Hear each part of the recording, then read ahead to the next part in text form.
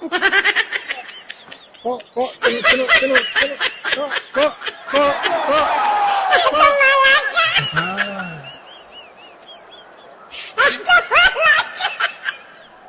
don't ever slow up, no I don't take shit. I got no love for the fakeness. If you wanna play tough and wanna hate this, I'll always show up. Guys, another action-packed Saturday for some Black Stars and Ghanaian players, and I'm going to quickly run you through their performances and talk a little bit from the camp of the Black Princesses of Ghana. Before I do that, quickly let's do it together. If you are new on this platform, subscribe to the channel, hit on the post notification bell for more updates, like the video and share to other social media platforms. Don't forget to drop your decent comment in the comment box for special shoutouts in my subsequent videos. Ladies and gentlemen, straightforward, let's get into the video. And let me quickly run you through the performances of some Black Stars and Ghanaian players this morning, afternoon, and evening across the various European leagues. Let me start from the EPL. At the end of 90 minutes of soccer fiesta, Tottenham Hotspur 0, Chelsea, the Blues of England Soccer 1. On the 34th minute, João Pedro had the only goal of the game for Chelsea against Tottenham Hotspur. And the player of our interest is the star boy, Mohammed Kudus. Once again, we didn't see that exciting performance and display from our very own star boy, Mohammed Kudus. He worked hard, but he lacked the final finish.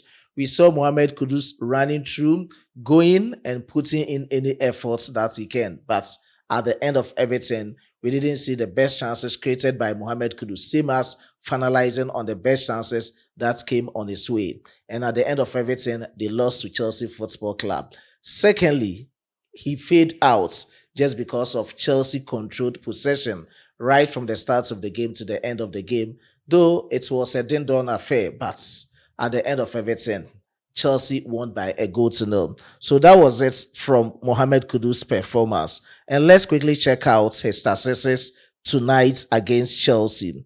Kudus didn't assist, he didn't score. Kudus had 25 out of 25, representing 100% passing accuracy. That is what I saw from the game. In terms of passing, everything went accurately from the camp of Mohammed Kudus. Passes in opposition half, that is passes in Chelsea's half, 16 out of 22, representing 73%. Passes in own half, in Tottenham's own half, 9 out of 9, representing 100%. So looking at the statistics, Kudus really performed. Touches, 51. Unsuccessful touches, 4. Dribbles, in terms of success, 2 out of 5. Was fouled twice. Possession loss, 14. In terms of defending, tackles 1. Kudus had 1 tackle. He didn't win it. Interceptions 0. Clearances 0. Block shots 0. Recoveries 5. Ground deals, he attempted 11. 5 were successful. Aerial deals, Kudus attempted 3. 2 were successful. At the end of everything, via SofaScore score, they rated him 6.6 out of 10.0. And I think it's okay based on Kudus Mohammed's tonight's performance against Chelsea, the Blues of England Soccer. And I know Cucurella was on Mohammed Kudus tonight. He got to know that this is a player that is not going to play with him on the field of play. Kudus started as a right winger in the first half. Right after recess, he came in as a right winger.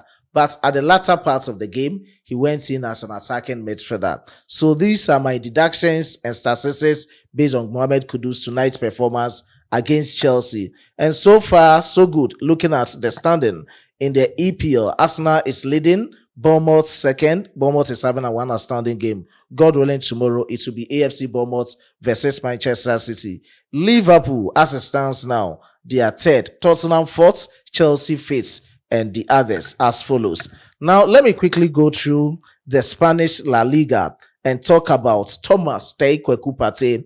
At the end of 90 minutes, Villarreal 4, Raul Vallecano 0. Thomas Partey played the full total.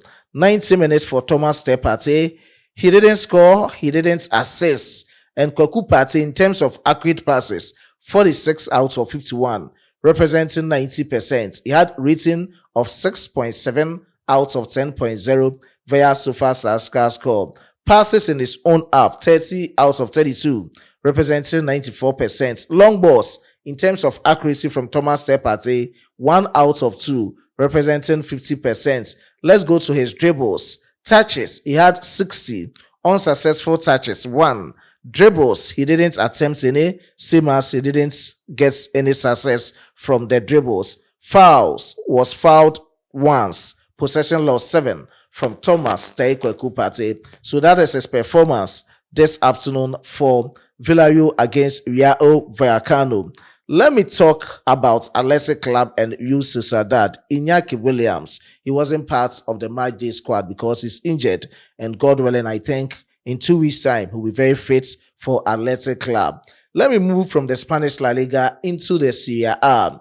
Udinese 1, Atlanta Casio 0. And looking at the performance of Kamaldeen Sulemana, it wasn't the best, but we'll take it as it was. Kamaldeen Sulemana played 59 minutes with rating of 6.6 via SofaScore score. He didn't score, he didn't assist. That was his performance this afternoon for Atlanta Casio against Udinese in the Serie A. Now, let me move from the Serie A to the French Ligue 1. PSG, Paris Saint-Germain 1, OGC Nice 0. Kwadwo Oppong-Pepra played the full total as a centre-back for OGC Nice, though they lost to PSG, but he did his very best with a rating of 7.1 out of 10.0 via SofaScore score. Kwadwo Oppong-Pepra as a centre-back, tackles 1, 2 out of 4, interceptions 1, clearances 4, block shots 3, grand duels he attempted 9, 6 were successful, and I've already spoken about his rating of the game 7.1 via SofaScore score. Let's talk about his compatriots. Salis Abdul Samed, he came in on the 84th minute. He played 6 minutes to regulation time, same as 6 minutes time added on. And Salis Abdul Samed via SofaScore score, he had a rating of 6.4 out of 10.0. That was his performance. Now let's go through to the championship. Abdul Fattah-Issahaku, he wasn't happy this afternoon because things are not well for his club side, Leicester City. They lost again, and this time around it was against Blackburn Rovers. At the end of 90 minutes, Leicester City was at their very home grounds and they lost to Blackburn Rovers, an away team, by 2-0.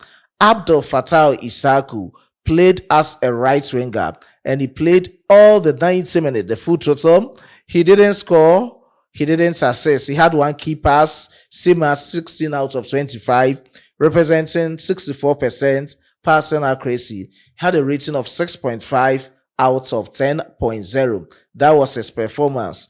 Jordan Pierre Ayew. Jordan came in on the 64th minute to replace Mavdidi, and Jordan Pierre Ayew with the 26 minutes.